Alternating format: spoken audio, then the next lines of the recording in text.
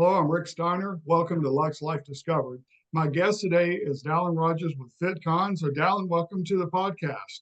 Thank you. Thank you. I am excited to be on here. Well, I'm honored to have you. I tell you what, it's been great meeting you. We met several years ago and stayed in touch. And when I first came out to FitCon, I was just impressed when I had seen part of your promos online about this great event that you began and started. And when I came out, even more impressed because of the scale of it, but not just the scale, but the quality of what all you brought to that event for two Thank you. days. How did you So, find out about it? I don't think I've ever social asked you. media somehow, yeah. Really? Social media somehow, yeah. And I reached out to you, and you replied right away, and it just like everything clicked immediately. So yeah. That's amazing. So how did FitCon originate? Because Yeah, it's a that's a not a small endeavor. yeah, that's not it. That's a little bit of a complicated question, but I'll try and dumb it down to as simple of an answer as I can. So, when I graduated college, I got into training athletes, the sports performance realm, and we had won an award called Best of State. And this award was for the best sports performance fitness training facility in the state of Utah. So I attended this ceremony to receive the award, and I was looking around and I was like, it was this event with all these people and vendors there, and we had to pay to be there, even though we were winning the award. And I was like, this is just such an interesting concept. So from there, I actually started a company called Utah's Top Trainer to kind of emulate that, which was a terrible idea. And I never even launched it really. It was more just like it started the motion of thinking of this whole concept of events. And from there, I was like, well, why don't we just put together some sort of fitness expo where companies pay us to come and then attendees pay us to come and we connect companies and attendees together so they can shop with each other and we provide entertainment and all sorts of things. So in a very, very long and complex time, that's a short story of how it came about. Okay. And I'll tell you what, that's for anybody that's not familiar with events or planning events or starting something, especially at this scale, there's a lot of sweat that goes into it, a lot of sleepless nights, a lot of long hours. And so to bring the quality, how long did it take you? Because when I came out the first time, I think you had like 20 to 30,000 attendees in 2 days. It was Yeah, amazing. I mean, yeah, I totally wasn't prepared for that because, you go to other fitness events and they're nice, but I mean, yours was like top notch. So how long did it take you to get to that level? yeah. I think well, our first year we had about 10,000 people, and then every year we were about 2,500 to 5,000 more people. And so by about year 3 or 4, we were right around that 20,000 mark. And you know what I found though, and this would just be advice to anybody who's running any business, but specifically events, is there's the same amount of work that goes into it for an event with 500 people as there is for 30,000 people. Like Right. the work stays the same as far as stress, anxiety, what needs to take place, looking at all the little details, understanding flow, understanding marketing, the whole 9 yards, right? And so I think a big shift that happened for me was, well, if it's the same amount of work putting on an event with 2,000 people, I may as well go big for 30,000 people, right? And so that really expanded us on how we promoted and how we marketed and what type of event we had. True, yeah. My first event that I ever did was in Sandy, Utah. I've talked about this before. It was 2,000 people and 2,200 alpaca. And so I started on the not on a small scale. And then, fast forward like 6 or 7 months later, I had a very small event. And I was more stressed on the small event because, Yeah, like you said, the work is there. You have to do all the it's the planning, same. everything. And so it's easier to do it's kind of easier to do the larger events than the small ones because if I'm gonna do the work, I'd rather Yeah, have the larger event. So yeah. yeah, Or your smaller ones are a higher price ticket, to make up for the oh, lack of definitely. size. But and that's what we realized because I ran a few other events too in the off season of FitCon just to kind of keep momentum going. And these were substantially smaller events. And I remember when I first ran it, I was like, cool, we'll just put this event on. It shouldn't be too big of a deal. we'll keep it small just to kind of, keep some momentum. And my goodness, it was the same amount of work as our big one. So it was like, why? What am I doing wasting my time here? I may as well spend that energy on what really moves the needle. Yeah, we got to live and learn, don't we? That's the truth. So when you're putting on a scale like an event on the scale of FitCon, how when you're securing your vendors, okay, because that's a huge part of what you're doing, because it's not just having vendors, but having the quality vendors, and in this case, some of the top tier vendors in the fitness industry. So how was Yeah. it when you approached them originally? Were they receptive to it, or how did that go? Well, I think that in the state of Utah, there was a much needed fitness event that hadn't happened. So there was a little bit of an edge on my side. However, trying to get the national brands, no one even blinked an eye at us. And so I remember when I first started it, I had two options. One, we could slowly or organically build up into, every year become a little bit bigger and bigger, where they would start paying attention. Or two, I could bring in a really big name that would bring legitimacy right away. And so I ended up booking Ray Lewis my very first year. And the only reason I did that was it was more of a sports feel for this show. And I booked his name because when I went to sponsors, I didn't want to say, hey, I'm FitCon, we're a fitness expo. I wanted to say, hey, we're FitCon, we have celebrities coming like Ray Lewis, and because it brings us another level, and those big sponsors are more likely to pay attention. So that helped get us started on the large scale sponsors. They didn't all convert that first year, but we were on their radar. And then from then on out, it just was that relationship building process. Right. It's like they want to invest in you, but they want to also know that it's going to be legit and long lasting, because Well, that's yeah, I think a lot of people I'm just talking event specific. What they don't understand is the whole ROI side of things. A lot of people look at events and say, I just need to get sponsors for my event, right? And so there are sponsors who just want to help support local causes or local things, right? But the vast majority of sponsors or vendors are, okay, what's the ROI for me? And when we shifted our thinking to, okay, what is the ROI? We started to realize that there was different verticals on the ROI, and we found that for local businesses, it's a direct ROI. What I pay in my booth or sponsorship fee, I want to make up at the show. For the medium-sized businesses, it's really a combination of I want to make my booth fee or money at the show, but I also understand the networking component. I also understand there's influencers here I can network with. There's other sponsors here I can get my product in, right? I'm getting eyeballs on my brand, which is really good. And then our large companies are how many eyeballs am I getting on my brand? I don't care about selling product. I just want eyeballs on my brand. So when we really dissected that and understood all three components, it allowed us to create sponsorship packages around their ROI needs. And that I really feel is what took us to the next level, as opposed to just, hey, come be a vendor at our show. Enjoy it, yeah, right? you're just filling the So spot. Yeah. yeah. Well, I tell you what, and then of course when you started, media influencers weren't that as common as they are now. So where do you see that coming in for because you kind of stepped away from FitCon for a couple of years, and now you're back, and very glad that you're back. I want to say Thank you. that.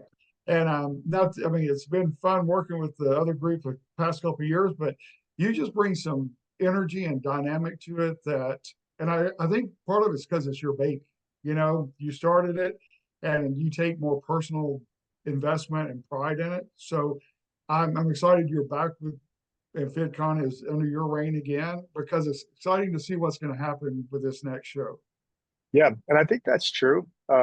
But I also think too, from if you're talking from just a broad business perspective, understanding and having a super clear vision on what it is you're actually trying to accomplish is key. And I think that maybe the last couple of years that wasn't there. Where I understand that I run an event, this type of event, I'm really an entertainer. So from an attendee standpoint, how do I make this as entertaining as possible, right?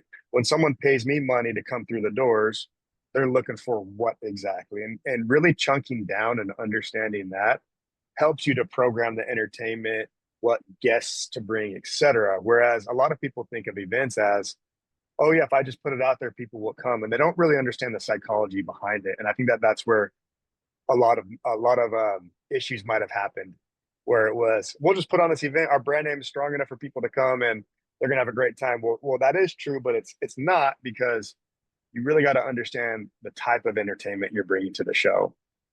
Right. And also you have to understand what they were expecting compared to, I mean, in relation Previous to what, years. yeah. And Hmm. I think that's where a big difference has been. So as you're preparing for FitCon in August, it's going to be August 1st and 2nd of 2025, right? Right. Mhm. Yep. So what are you bringing back to FitCon that, so if somebody's watching this and they came previously, but not before the last, it just came within the last couple of years. So Mhm. what is there, what would there be that you should bring them back for them to see? Yeah, I think there's a few things. The first one is a more dedicated sales um, team on our end, where the vendors make our show. So the more dynamic, the more of quantity and quality of vendors at our show, the more our attendees stay and shop and see the latest product. So that's number one thing we're going to be focusing on, is getting our vendors back that really move the needle on our show. Number two, there was an influencer and fitness influencer guest list that was missing from previous years past. And while you don't necessarily see a direct ROI on that, people do like coming to the show and seeing different influencers and guests and being around it. I think it brings an energy to the show. And then the last thing is our competition platforms. We're really going to focus on putting them on a pedestal where you get to see it and experience it, bringing unique competitions around, things that other people haven't seen before, making them fun and energetic. But really, we're just getting back to our core roots of what built us. Right. And that is something that's fascinating with your event, because it's not just a fitness industry expo. I mean, there's so much going on that if you are bored at that event or you can't find Yeah, something that piques your interest, it's you. yeah. Because I mean, you talk about some of the different competitions though that people may not be familiar with. Yeah, well, that was part of the goal was I wanted you to sit there and you watching maybe a powerlifting meet, which is very common at different fitness expos, and then right next door, you have armored combat with guys holding big axes and knives hitting each other, fighting like medieval times. And then you turn around and you're like, oh, there's sumo wrestling. I've never seen sumo wrestling before. And then over here we got MMA fights and Muay Thai fights, and then over here we got fencing or table tennis, right? And so you're getting exposed to all these different modalities of fitness and entertaining competitions that maybe you've never seen before in your life. And so that was really what built us and built the brand. Yeah, and that's huge. So will CrossFit be a part of it this year again, Yeah. Yep. or Yep. next year? We have a CrossFit competition happening again. So that'll be, I guess we technically have to call it functional fitness because it's not a technical CrossFit competition, but a CrossFit box will be putting on a functional fitness competition. All the just keeping everything where it should be. Yeah. Yeah. So, So and yeah. then And go ahead. well, we have during the new year, we're going to get real heavy into the programming of the show. We're still, about 8 months away. But yeah, we're going to have a lot of the same things we've had in the past back. Yep. Yeah, good. And for a few years, you also the one of the IFBB shows were held in conjunction with your event. Is that going to ever come back, or will that not You be part know, of it? that's a great question. And the reason why we went away from that one was we actually didn't want this to be a bodybuilding show. Um, I respect bodybuilders. I think they're fantastic, but when you bring in that bodybuilding element, it's pretty exclusive. And I think a lot of general fitness people don't necessarily feel 100% comfortable because it's just a uber like high end fitness, right? And we wanted to be more inclusive of other people. So, and I didn't want my brand to be around bodybuilding. I want it to be around athletes. I want it to be around just feeling good, like fitness. Find your fit is our tagline, right? We wanted to be able to find any sort of fitness while you're there, and I thought that bodybuilding pigeonholed us a little bit. Bodybuilding pigeonholed us. So for this year, we don't have bodybuilding planned, but I won't rule it out in the future. And will it still be the same place this year, or are you moving it back downtown? We'll be at Mountain America Expo Center. Yeah, we had a 3-year agreement with them that this will be the last year we fulfill with them. Yep. All right. And, you know, during COVID, for example, you really gave a unique spin on this that most people would have said, you know, we're going to just like skip a year, or we can't do it because all the restrictions. But you really brought a unique aspect to it, and I thought it was brilliant, and it really worked out well. Yeah, my biggest memory of that was seeing Rick here putting together a grill because we were outdoors and we were grilling out there, and that was one of the best memories I've had. But we're unique where during COVID we actually expanded, which I don't know if there's one other event in the world that could have said that. But the reason being was 1 month before our expo at the Salt Palace, COVID hit. The Salt Palace turned into a COVID testing center, so we had no show.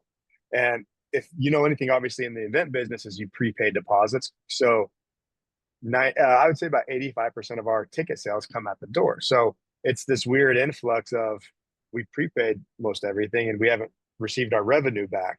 So we had to make lemonade out of lemons. And one of the things we hadn't considered before was what if we took it outdoors? And so we took it outdoors to a park and we ran it outdoors, and we brought in a musical element. We brought in BMX and like all these new types of fitness and types of sports. And then after the show, when we got the final bill, it was like, this is substantially cheaper than running it at the Salt Palace. Like, this is a viable product. So then we took it to Texas and then Florida. We started to take it outside of Utah because it was much more scalable. Yeah, and it worked well outside. I think there was Yeah. one day it was extremely hot for that time of year, which was unusual too, I think. But all in all, I mean, it was really a positive response from all the Yeah. attendees. Yeah, and we honestly, like, I loved it outdoors and our attendees did, but there was 1 or 2 shows in Texas that was so hot. Our first year in Texas, we had torrential downpours and we had like tornado warnings. The next year, it was the hottest day of my life. So while there's a lot of good elements to it, there are the weather element is pretty tough. Out of your hands. It's out of our hand. Yeah. So the safer bets indoors. I mean, if we could get like an indoor outdoor vibe, that would be perfect. Right, right. Just ask the venue to like put roll up doors. Yeah, not a bad idea. No, but it was good. But Mom in Texas was hot, wasn't it? Oh, that was probably miserable. Yeah, the best word. Yeah. Did you go to that one? I did the first year, not the second year. The first year was when we had the torrential rain on Friday evening. We had one little building, and your mom was in the merch shop and sweating like crazy. And yeah, it was wild. It was hot, but it was fun. It was fun. Yeah, next year was really hot. That's what I heard. Yeah, I was not there for that one, but I heard it was blazing. So have you got a lot of your main sponsors? Like, I don't know if you want to mention any sponsors, but you've had a couple of sponsors that have been with you from the beginning. Yeah. Utah has a really interesting and great local fitness space with a lot of really successful companies. And so, the Bucked Ups, obviously, those types of companies have been with us forever, and they're great partners and great friends. And so we're really going to go back to focusing on those local companies again because Utah loves those companies with a great mix of national companies. You also brought in a lot of good sponsors from the California region too, a few years ago too. Yeah. When reaching sponsors, sponsors that travel out of state, there's obviously the cost of traveling, and so a lot of times the surrounding states are the best. So California, Colorado, Arizona, etc. We do have a large West Coast sponsorship based, I would say. Right. It's easier to get to, easy to travel, cheaper. So we even for Texas had some of the Midwest and Missouri groups that came in, and you got to show them what being hot was all about too. So hopefully they'll make it back to Utah sometime. Hopefully. Yeah. So, but now and then also parkour, which I did not even know what that was. Until FitCon. They're just like I said. It goes back to it's not just booths. I mean, it's really like you said, you're an entertainer. It is entertaining. So yeah. And that was a big shift that we understood was, you know, even the sports we bring in, like for our athletes, you have to wear a lot of different hats. So if we're bringing in sports and athletes are coming in to compete at our venue, what's the athlete experience like? Big deal, right? Then we have attendees who come who pay an entry fee to come to our show. What's their experience like? Okay. And then we have sponsors and vendors who pay us to be at our show to sell to the attendees. What's their experience like? So we really got, you really have to break down each of the different customer journeys, so to speak, and understand their experience. And when we put on the hat of, okay, attendees come to our show to be entertained, it changes how you program the show. And parkour is one of those things that it's really cool to see in person, and you don't see it very often except for maybe on some movies, right? Right. So that's why that made sense for us. Well, that's, yeah, good way to explain that. And then you've got different levels for your attendees to choose from. You've got your just coming in for the day, or you've got your different packages, which include different options and different benefits. So that's been a brilliant way of marketing too. Yeah, and that's good. And those are, you know, what we would most people would call just different upsells, just to create a little bit higher product customer value. Um, the key on those that I found is obviously unique things that people like, but also like how do these come from a fulfillment side? Like, can we fulfill on all of this? And the balance between the two has been kind of the bread and butter for what we've done. Right. And then a lot of your main companies that come in for the show, they bring their sponsored athletes as well. Yep. And that's Hmm. been a huge factor that's helped so much because the fitness industry, they have some great followers. I mean, that's for sure. And Yeah. you know, and you're right about find your fit because there are people there that you can tell they work out all the time or most of the time, and there's some that come for the first time that have no clue about fitness as far as taking it to a serious level. I mean, they're fitness minded, but at the same time not die hard, I guess. But it's fun to watch their faces and hear their comments too, because it's just good to see that take as well, and it Well, gets them motivated. that's exactly why we shifted to we're entertainers, because if we were just straight fitness show, then bodybuilding would be a staple. But a lot of those people who might be a little intimidated um, don't feel real comfortable being around bodybuilders, unfortunately. And so that's why we shifted into that alternative mindset as to what we have to currently, which is find your fit. Yeah, and also the volunteer part of it. You've got some people in the Utah area that have been with you with FitCon, even the last 2 years when you weren't there, that they were there when I came out the first time, and they were with you before that. I mean, those are some serious loyal volunteers there. That's for sure. People like you, Rick. It's I'm mind blowing. talking about their names are absolutely escaping me right now, but the couple that does the ticketing, Yeah, they know their routine, they know what to do, yeah, and they are very diehard with that. So yeah. And I think too, super fortunate to have people volunteer their time. But again, it goes back to like the more that I'm understanding the power of community.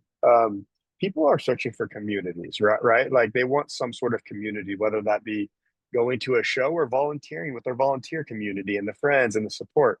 And I can either choose to take their volunteer work and just let them do their job, or I can try and build a community and make them feel good and make them feel appreciated and create friendships and real lasting relationships, right? And I think that that's the approach I've taken, which is why they come back every single year, because they enjoy it. It's something fun to do. They're entertained, and it's a great community of people.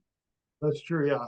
So any plans to take it anywhere other than Utah right now? Or are we just going to Right now, focus no, on? we're just Okay. focusing on Utah. We got to build it back up to where it was and create that foundation again. I'm just amazed to see in August how explosive it's going to be, because I know it's going to be off the chart. So it will be good. Yeah. Yeah, So hopefully. I mean, I don't know how trends have shifted over the last couple of years, as far as live events. And so that'll be an interesting thing to pay attention to is, are people still doing live events? And if so, is it more of a fanfare thing? Is it more of a educational thing? Is it more of I'm bored, I need something to do? So these are all different trends that I'll be taking a look at as far as, articulating our marketing message, and hopefully we have the right message to the people and it resonates. All right. All right. We're going to put your information on the screen for how people should contact you. And that way we'll have that information. Perfect. Sounds good. All right. And there it is. Rick, thank you, man. Like, I think Victoria and myself, my wife, every year we talk about how thankful we are for you. And the fact you make the trip every year is just remarkable. And we don't expect it ever. I mean, every year I think we're like, Rick, don't come this year. You've done too much. And, you know, you still come, and we love you and we're thankful for it. And it's been a true blessing and honor to get to know you. same here. And you know, you and Victoria have always been super nice to me, your mom and your sister. I mean, and Yeah. the whole family, you know, now. So, but yeah, it's a blast, and I'll definitely be back there in August as well. So That's good. Thank you so much. thank you for being with us today, and thank you for joining us for Lux Life Discovered. We'll see you next time on Lux Life Discovered.